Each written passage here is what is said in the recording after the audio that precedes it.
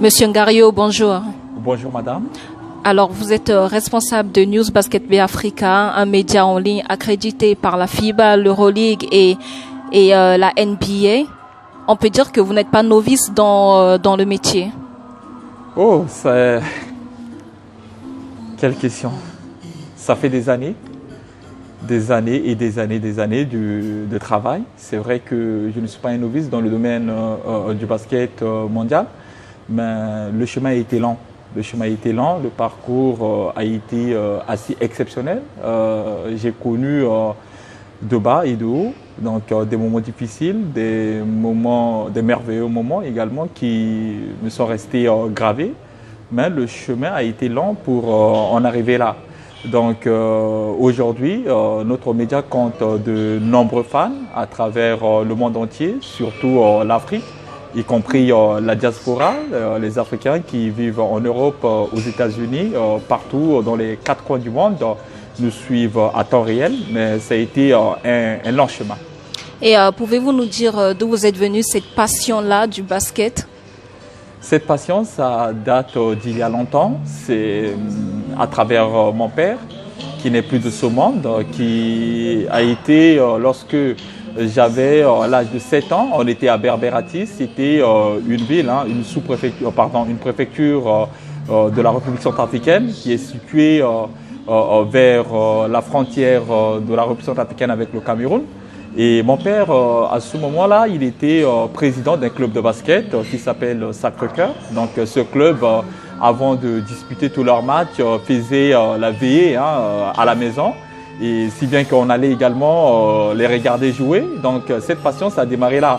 Mais si je parle là de ce club, je fais aussi allusion en 87, lorsque j'avais 4 ans à l'époque, quand la République centrafricaine a été sacrée championne d'Afrique à Tunis. Si je me souviens très bien, lorsque cette génération de Jeanne Pewa, de Lavrodrama, de Kota Gomez, Bella Richard, pour ne citer que cela, avait remporté le championnat d'Afrique. Je n'avais pas oublié l'engouement qui a eu lieu à Bangui, la capitale. On a vu la population, papa faire la fête, crier au nom de chacune de ces légendes. Voilà, donc la patience a suivi à Berbérati. Je pense que lui-même, il a été vacciné par cela. Donc lorsqu'on était arrivé sur Berbérati, il n'a pas hésité à prendre en main un club de basket. Et ce club, effectivement, évoluait au niveau de la sous-ligue de Berbérati. Et c'était comme ça que le basketball est entré dans ma vie. Et voilà. Aujourd'hui, je peux dire que si je pouvais imaginer de telles choses, un tel bouleversement, rassurez-vous, je serais un menteur. Puisque le basket, ça fait partie de ma vie au début, parce que je voulais devenir un joueur NBA. Et voilà, finalement, ça n'a pas été le cas. Et voilà, me voici aujourd'hui dans le domaine des médias. Et pouvez-vous nous dire qu'est-ce qui vous a empêché de devenir ce joueur de la NBA que vous rêviez d'être quand vous étiez enfant? Déjà, la mort de mon père a été le tournant de ma vie. Un gamin qui est âgé seulement, qui est entre 12 ans et 13 ans et qui perd son père, qui doit grandir rapidement par rapport à son âge. Ça a été mon cas. Je dois prendre la famille en main. Donc à ce moment-là, le rêve d'être un joueur de la NBA, si vous voulez, à ce moment, on ne pense pas à un rêve. Il fallait quelque chose de plus concret pour avoir un métier, c'est-à-dire que suivre mes études, c'était devenu une priorité des priorités. Et il fallait que je puisse réussir rapidement, c'est-à-dire à décrocher mon diplôme, peut-être un bac+2, pour pouvoir avoir un métier, un emploi pour s'occuper de la famille. Puisqu'on était quand même nombreux dans la famille à être élevés à la maison. Avec notre maman, ça a été difficile. Et donc oui, je jouais entre-temps au basket avec des amis sur un terrain que j'oublierai jamais, à Galabadia Saint-Jean. Beaucoup de copains avec qui je jouais, Dieu merci, sont encore en vie. Et voilà, ça a été le tournant de ma vie. Et il fallait plutôt nécessairement que je puisse mettre l'accent sur les études pour pouvoir réussir et s'occuper de ma famille. Et je ne pouvais même pas imaginer qu'aujourd'hui, mon rêve pourrait être réalisé. Alors, il y a juste une question que j'aimerais vous poser, Monsieur Ngario, c'est par rapport à votre relation avec Romain Sato, qui est également joueur de basketball centrafricain. Certains disent que vos relations sont un peu ambiguës. Pouvez-vous nous parler de cette relation-là que vous avez avec Romain Sato? Romain Sato, comme la plupart des jeunes de ma génération, était comme un exemple, était une légende à nos yeux, puisque j'étais un fan à l'époque du club Red Sardongo Club, qui est un des meilleurs clubs de la Ligue de Bangui. Et à cette époque-là, Romain, il jouait au Red Sardongo Club. Il fait partie également de tous les joueurs qui faisaient partie également de mes joueurs préférés. Et donc, on allait regarder Romain Sato jouer. Et quelques années plus tard, lorsque moi j'étais parti au Maroc, je me souviens encore, comme je vous ai dit, ma priorité de jouer en NBA, finalement, ça a été mis, si vous voulez, au second plan. Au second rang, parce que c'était mes études à priorité. Et donc, un soir comme ça, quand j'étais avec des amis avec lesquels on partageait l'appartement, qui s'appelle Bac, qui m'a invité dans sa chambre, qui m'a dit, écoute, Toldo, bon, c'est le surnom qu'on m'a donné, si vous voulez, à travers le football, parce que j'étais aussi un gardien de but à l'époque. Ah. Il m'a dit, Toldo, faut venir voir. Je lui ai dit, mais qu'est-ce que je viens voir? Alors que pendant ce temps, c'était un match de Romain Sato. Il était au Final Four, c'était en 2008, au Final Four de Madrid. Il était avec Motepasky Siena et on a regardé les matchs. J'ai dit, c'est pas possible, c'est Romain Sato. Oui, c'est Romain Sato. Et là, ça a suscité encore en moi cette passion-là de basket, puisque je me suis jamais véritablement séparé du basket. Et c'est à ce moment-là que j'ai été sur le net pour rechercher le club où évoluait Romain Sato, Motepasky Siena. J'ai vu que c'était un club italien et voilà, depuis ce jour, je me suis jamais séparé, si vous voulez, du basketball en question. Puisque c'est à travers ça, heureusement, j'ai eu la chance de venir en France pour poursuivre mes études dans le domaine de génie électrique, en licence en véhicule électronique, gestion des automatismes à l'université de Belfort-Montbéliard. Et c'était comme ça qu'un jour, en suivant son club, leur programme de la saison régulière en Euroleague, j'ai vu qu'ils avaient un match qui devrait avoir lieu à Lyon contre Asvel. Je n'ai pas hésité à venir sur place pour regarder le match. Et je pense que tous ceux qui ont dû regarder ce match ce jour-là, qui a été diffusé sur Canal+, ont vu un Centrafricain avec le drapeau de la République centrafricaine. Je l'ai arboré fièrement, et ce drapeau. Voilà, je faisais partie des compatriotes qui étaient présents pour le soutenir. Et à la fin de ce match, on s'est rencontrés. C'était comme ça que moi et Romain, notre relation a démarré. On a échangé les coordonnées et puis on a gardé contact.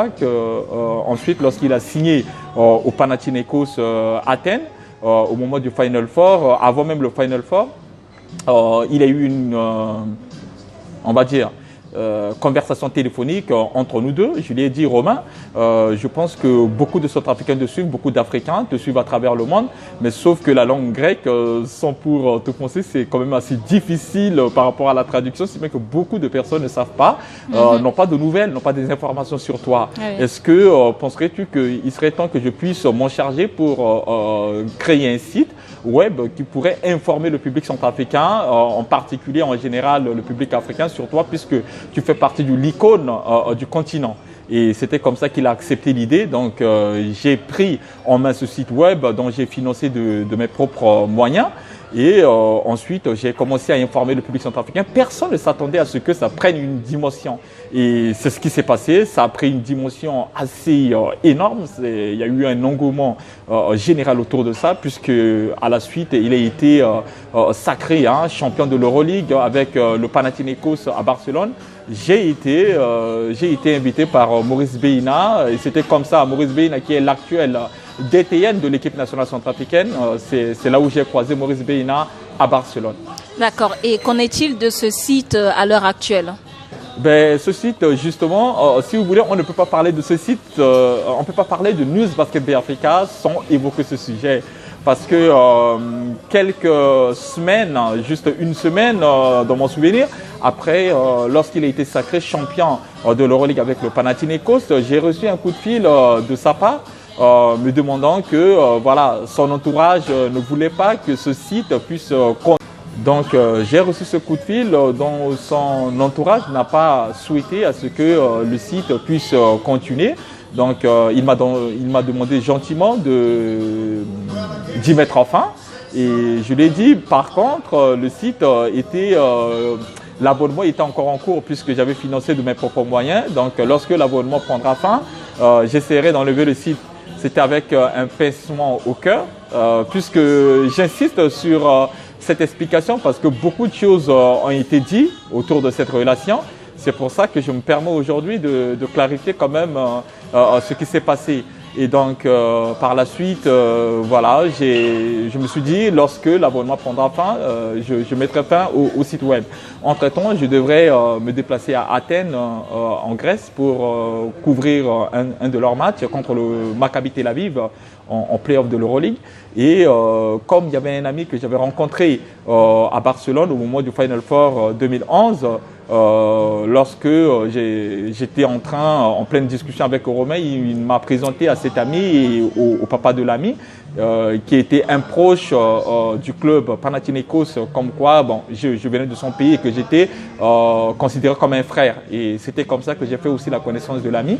Et il m'a dit, écoute Cyril, comme tu viens en Grèce, viens chez moi, viens chez nous à la maison, comme ça on ira regarder les matchs, enfin ces matchs de play-off ensemble. C'était comme ça que je suis arrivé à Athènes, on était avec cet ami et quelques instants après, il a informé son papa pour dire que, tu sais, l'ami qu'on avait rencontré à Barcelone, Cyril, que Romain nous a présenté, que c'était son petit frère, il est ici avec moi, donc on ira voir le match ensemble. Son papa, dont le cousin, l'oncle, est le préparateur physique du Panathinaikos, a informé Romain pour dire que Romain, mais il y a ton petit frère qui est venu te voir. Romain dit, non, je ne le connais pas, c'est qui? Cyril Ngario. Non, je ne le connais pas. Je ne le connais pas, c'est un usurpateur. Waouh! C'est l'explication que l'ami m'a donnée suite à cette conversation téléphonique. Et il m'a dit clairement que Cyril, par rapport à ce que l'on vient d'entendre, mon père ne veut pas que tu puisses partager le logement avec nous.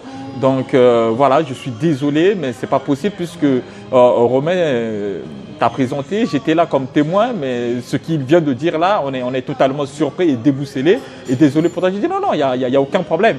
Mais avant de s'en aller, je préfère apporter des éclaircissements sur cela.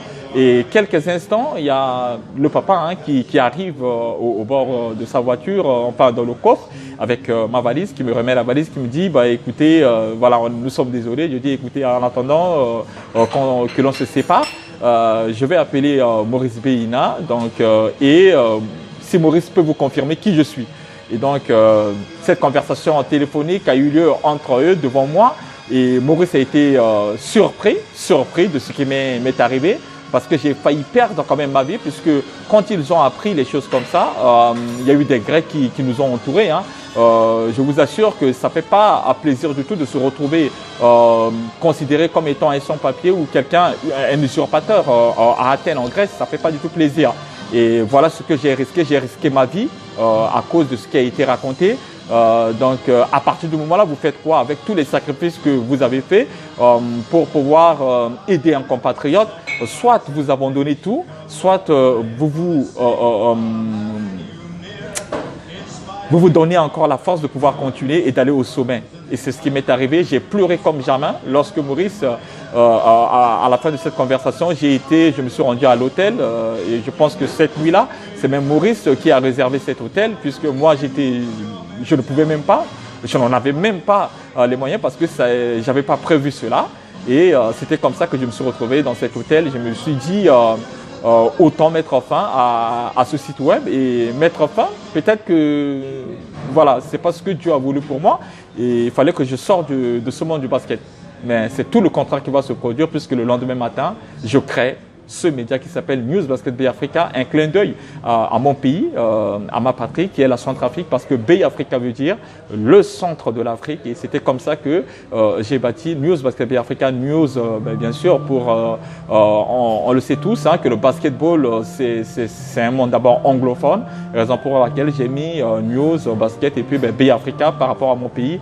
Et ainsi est vu le jour ce média qui aujourd'hui fait partie des meilleurs médias basket dans le monde. Waouh, quelle histoire! Ah oui. Alors, on va dire que même dans le monde de la NBA, vous n'êtes pas novice parce que vous avez reçu votre 5e invitation au All-Star Game, ce qui n'est quand même pas anodin, parce que il y a eu beaucoup de médias qui sont dans le monde, beaucoup de médias qui sont en France, mais vous avez été sélectionné, votre média a été sélectionné pour la 5e fois au All-Star Game. Comment vous vous sentez? Je dirais que c'est un immense honneur et en même temps une grande fierté. Une grande fierté en tant que Centrafricain, en tant qu'Africain, d'en arriver là, parce que jamais j'aurais pensé que je serais 5 fois au All-Star. Ça, c'est impossible. C'est impossible, voire même incroyable. Tous les amis qui me connaissent, qu'on a grandi ensemble en Centrafrique, à Bangui, à Galabadia, peuvent vous le confirmer. C'est vrai que j'avais de grands rêves quand j'étais gamin, mais jamais j'aurais pu imaginer cela. Je rêvais de jouer en NBA, mais j'ai eu tout le contraire. J'ai eu plus que cela. C'est une bénédiction. C'est une bénédiction, immense bénédiction. Parce que, voilà, tous les stars que je rêvais côtoyer, j'ai serré la main de Michael Jordan, j'ai serré la main de Magic Johnson, j'ai serré la main des légendes africaines comme Hakeem Olajuwon, comme le Congolais Mutombo Dikembe. Donc, de nombreuses stars ont été interviewées. Et je vous assure que je ressens beaucoup de fierté, mais en même temps, sans Dieu, je ne pourrais pas en arriver là. Et ma famille a été une bénédiction pour moi également. Je pense à ma mère, je pense à mon père qui n'est plus de ce monde, je pense à tous mes frères, mais je pense également à ma famille à la maison, à mes enfants, à ma femme, parce que ce sont eux les premiers à me supporter, parce que ça fait quand même des matchs, je vous assure, pour en arriver là. C'est un sacrifice de l'abnégation. Donc ça fait des nuits, je ne compte même pas le nombre de fois où il fallait se réveiller pour regarder la NBA, suivre tous les matchs. Chaque saison, je suis un nombre de matchs assez énorme. Et c'est tout cela, c'est des années de sacrifice. Et vraiment, je profite de l'occasion pour remercier toute ma famille, ma femme, mes enfants, ma mère, parce que, comme je vous ai dit, c'est un sacrifice et en même temps, ils ont fait preuve, je veux dire, d'une compréhension assez énorme. Parce que, voilà, pour en arriver là, je n'ai pas d'autre financement. C'est sur mes propres financements, mes voyages, peu importe mes déplacements, partout dans le monde, partout où j'y vais, c'est sur des fonds personnels que mon média, voilà, que News Basket Bay Africa est arrivé aujourd'hui à ce sommet. Donc je n'ai pas d'autre financement quelque part, ce sont des financements personnels et voilà. Vous le savez très bien qu'il faut avoir une famille compréhensive pour en arriver là. Donc voilà à peu près ce que je peux dire en ce qui concerne ça. Alors merci. Pour en revenir à la continent africaine, vous êtes à l'origine d'un coup de gueule concernant Joel Embiid, le dossier Joel Embiid. Qu'est-ce qui vous a pris, je vais dire, pour pouvoir défendre autant ce dossier Embiid? Depuis que je suis dans le monde du basket, j'ai vu un certain nombre de choses. J'ai eu à assurer la couverture de l'équipe de France de basket. J'ai eu à rencontrer pas mal de dirigeants de nombreuses fédérations africaines de basketball, y compris à travers le monde. Mais rassurez-vous, à chaque fois que je fais face à un joueur africain d'origine africaine qui évolue encore sous les couleurs de son pays, c'est une fierté. C'est une fierté multipliée même 10 fois. Et j'ai fait de cela un combat. Un combat pourquoi? Parce que j'ai constaté que de nombreux joueurs africains n'hésitent pas d'endosser les couleurs des pays dont ils ne sont pas originaires. Et j'ai trouvé que cela ne puisse plus durer. Et Joel Embiid est l'incarnation même de la jeunesse africaine qui réussit. C'est un jeune qui a grandi au Cameroun, comme je l'avais dit dans mon intervention, qui a été éduqué sur place et qui a débuté le basket au Cameroun à travers des coachs camerounais avant de partir aux États-Unis. Donc, s'il y a un pays qui devrait recevoir tous les mérites, c'est son pays qui est le Cameroun et il doit porter valablement les couleurs du Cameroun puisqu'il est camerounais. Et très sincèrement, je pense que cela doit changer. J'ai fait de cela un combat parce que je veux que ce système ne puisse plus empoisonner le basket africain. Parce que le basket africain a perdu de nombreux talents, de nombreux joueurs talentueux qui ont fini par jouer pour d'autres nations occidentales. S'il y a des problèmes au sein de nos fédérations, il va falloir les régler au sein de nos fédérations. Je ne dirais pas que la responsabilité n'est que sur les épaules de ces joueurs. Parce que s'ils partent, il y a forcément également une raison. Même si ces raisons, au-delà de tout, ils doivent honorer les couleurs de leur pays. En ce qui concerne Joel Embiid, je pense que ça a été une intervention. Justement, sans vouloir vous couper, vous ne pensez pas que cette responsabilité-là vient de la fédération, des fédérations de chaque pays, chaque discipline africaine, de pouvoir inculquer à ses futurs joueurs, à ses futurs basketteurs ou joueurs de football, de se dire que quand on réussit, c'est d'abord pour son pays, c'est d'abord pour sa patrie, avant même de songer à jouer pour d'autres nations. Vous ne pensez pas que là, il y a quand même une espèce de faille dans la fédération africaine? Je pense que les fédérations africaines en général devraient se remettre en question parce qu'ils endossent pleinement la responsabilité d'une autre part parce que quand on regarde en Afrique, c'est pas toutes les fédérations qui ont un fonctionnement professionnel, la désorganisation, l'improvisation, le manque de respect souvent, on le remarque envers ces nombreuses stars africaines et le manque de suivi. Un exemple simple, Joel Embiid est venu jouer à Londres. Demandez-vous combien d'Africains ont fait le déplacement, quel responsable de la fédération camerounaise a fait le déplacement pour venir voir Joel Embiid? Personne.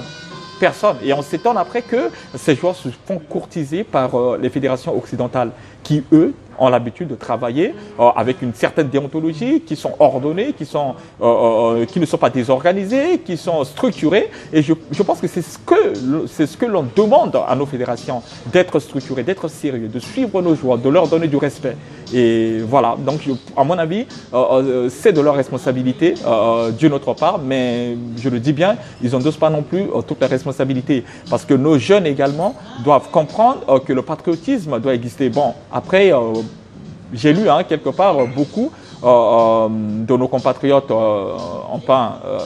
beaucoup d'Africains pensent que le patriotisme est devenu un gros mot tout simplement en Afrique. Mais le patriotisme, ça existe un peu partout. Aux États-Unis, on peut le voir, de nombreux joueurs sortent des endroits difficiles, des endroits défavorisés, mais ils n'oublient pas leur pays, c'est leur rêve de jouer pour le Team USA. On le voit également en Europe, les Européens, le patriotisme ne leur pose aucun problème. Moi, je pense que je suis plutôt partisan du patriotisme pas dans la désorganisation, le patriotisme dans l'organisation. Voilà, que cela soit structuré, que l'on puisse valoriser d'abord nos jeunes avant de parler de patriotisme.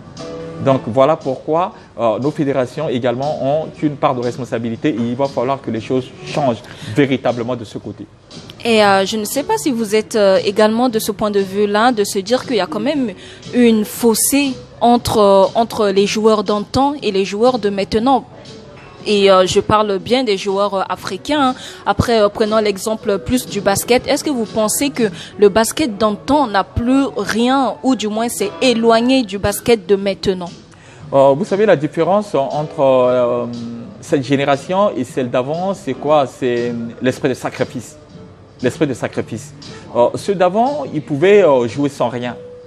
Ils pouvaient jouer rien que pour le drapeau, pour les couleurs, l'hymne national, le cœur. Et ça, c'est assez énorme. C'est assez énorme. Mais quand on regarde aujourd'hui, la plupart des jeunes, c'est cette course derrière l'argent. Derrière l'argent. On ne refuse pas qui n'aiment pas l'argent. Mais on ne doit pas mettre l'argent déjà en amont et mettre, je veux dire, le cœur, le patriotisme, l'amour de son pays, l'amour de sa patrie derrière soi. Non. Je pense que les deux doivent aller ensemble. C'est très important. Avant, on le voit bien avec les générations, les grandes légendes africaines que j'ai beaucoup de respect pour eux. Je pense notamment à cette génération de 87, de 74 de la République centrafricaine qui a remporté le championnat d'Afrique, à Eugène Pewa, à la Vaudrama, à beaucoup, à Oumar Sanda, sans oublier des légendes angolaises comme Lutanda, sans oublier Conte Sao. Donc beaucoup de ces légendes faisaient des sacrifices pour venir en équipe nationale. Ils avaient l'amour du maillot, ils se battaient, ils se donnaient tout.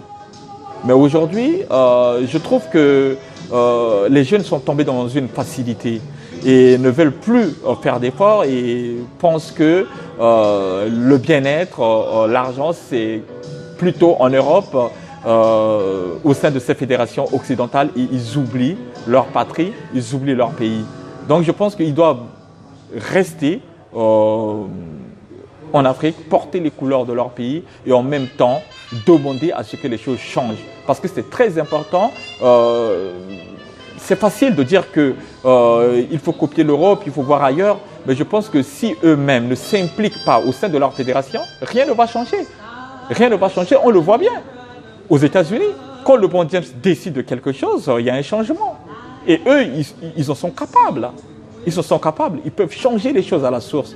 Mais c'est ce manque d'implication qui fait qu'aujourd'hui, on parle peut-être du basketball africain. Le basketball africain n'est pas tout à fait considéré. C'est à cause de ça, à cause de la désorganisation et aussi du manque d'implication de nombreuses stars africaines. D'accord. Suite à vos propos, d'autres personnes pourraient dire que c'est un peu hypocrite de votre part de rester en France et pouvoir donner des conseils aux Africains en général pour dire que changez les choses chez vous, restez chez vous pour changer les choses, alors que vous êtes basé quand même ici en France, vous n'êtes pas basé en Afrique.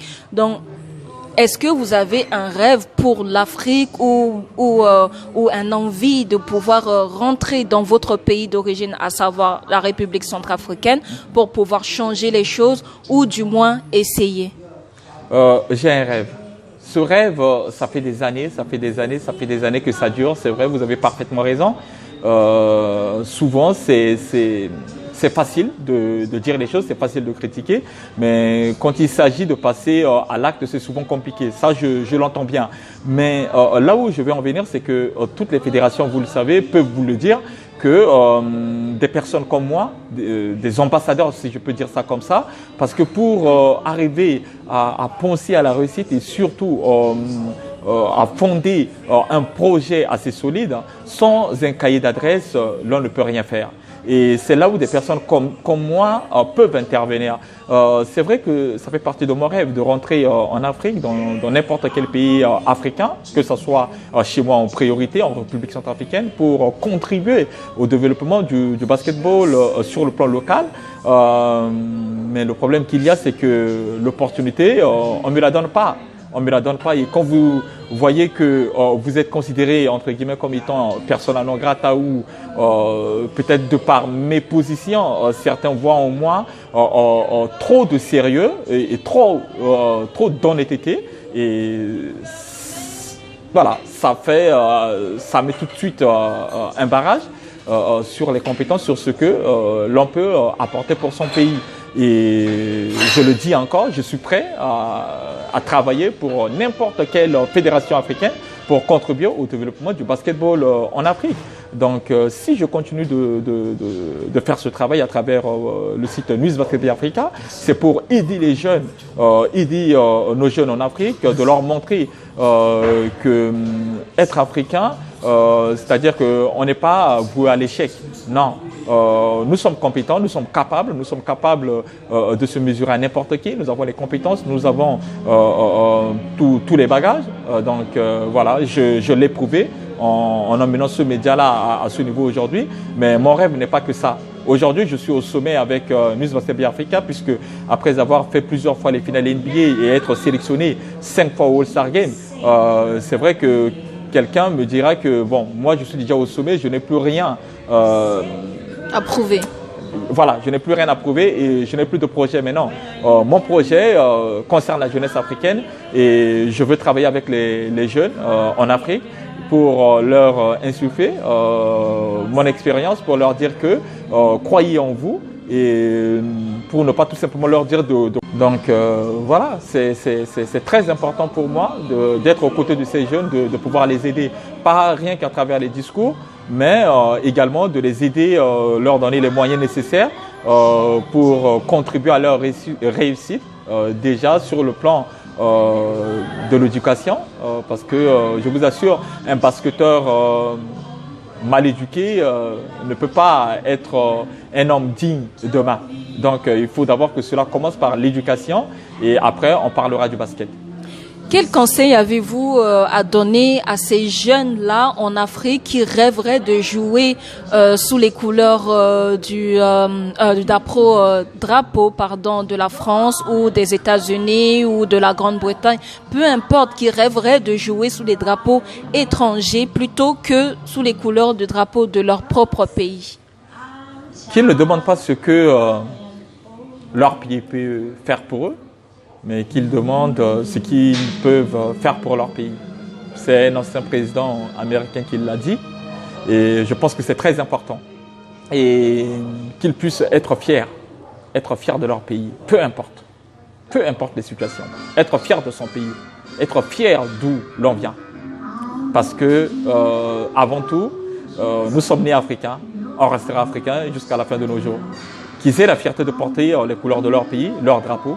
Parce qu'entendre l'hymne national, moi j'aurais aimé, tellement aimé, jouer en équipe nationale de mon pays, être un joueur, un basketteur professionnel de haut niveau, jouer pour mon pays. De sentir ce que ça fait, de ressentir ce que les légendes des anciens ont ressenti et aussi des joueurs qui ont eu la chance de jouer pour leur pays ont ressenti. Donc qu'ils ne se découragent pas, qu'ils continuent de croire en eux, mais de travailler dur, sans relâche, et de continuer à croire en eux. Ils vont y arriver parce qu'il n'y a pas de raison. L'Africain n'est pas voué à l'échec.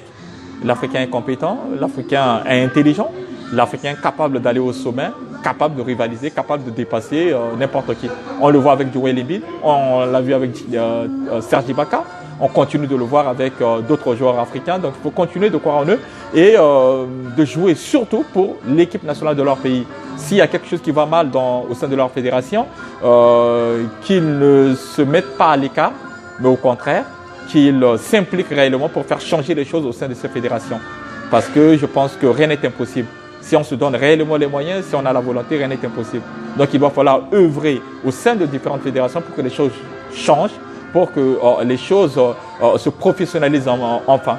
Parce que tout ça, c'est de l'amateurisme qui cause d'énormes problèmes à nos fédérations et aussi malheureusement des personnes qui n'aiment pas réellement le basket, mais qui sont là juste pour se remplir les poches. Ça là aussi, il faut que ça change. Il faut du sérieux, il faut faire confiance aux jeunes et compter sur chacun d'entre nous. Je pense que l'avenir du basket africain sera meilleur. Merci beaucoup.